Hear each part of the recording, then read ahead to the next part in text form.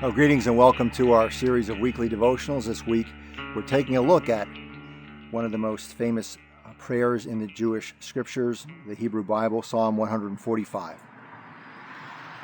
You know, we went through a series of Vitality Days workshops a couple of years ago with Reverend Michael Piazza, and I remember one of the things that I remember distinctly is the workshop where he asked the churches that were present there whether we act like we're the guest or whether we act like we're the host for new people coming into the church. And I would wager that many church folk would much prefer to be the guest.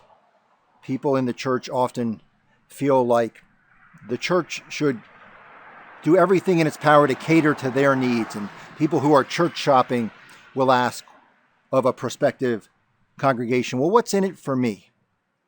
And we often act like we would much rather be the guest. Well, one of the things that scholars note about Psalm 145 is that although it is very specifically a Jewish prayer, the language in it is strikingly universal. Verse 14, the Lord upholds all. The Lord raises up all. Verse 15, the eyes of all look to God, and God gives them their food. God provides for all. God, in verse 16, satisfies the desire of every living thing.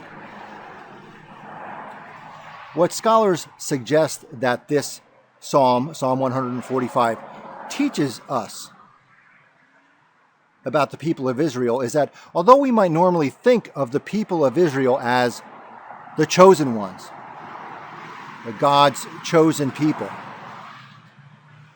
scholars suggest that Psalm 145 teaches us that God's election of Israel as the chosen people wasn't for Israel.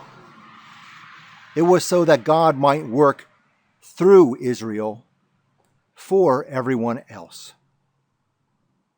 In the same way, God gifts the church. God blesses the church, not for the church, but so that through the church, God might bless everyone else.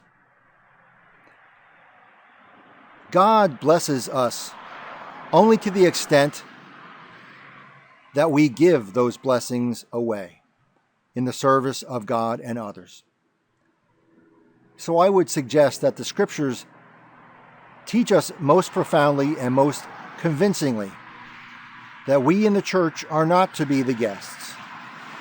We are to be the hosts. We are not to get. We are to give. We are not to be blessed. We are to bless. Amen.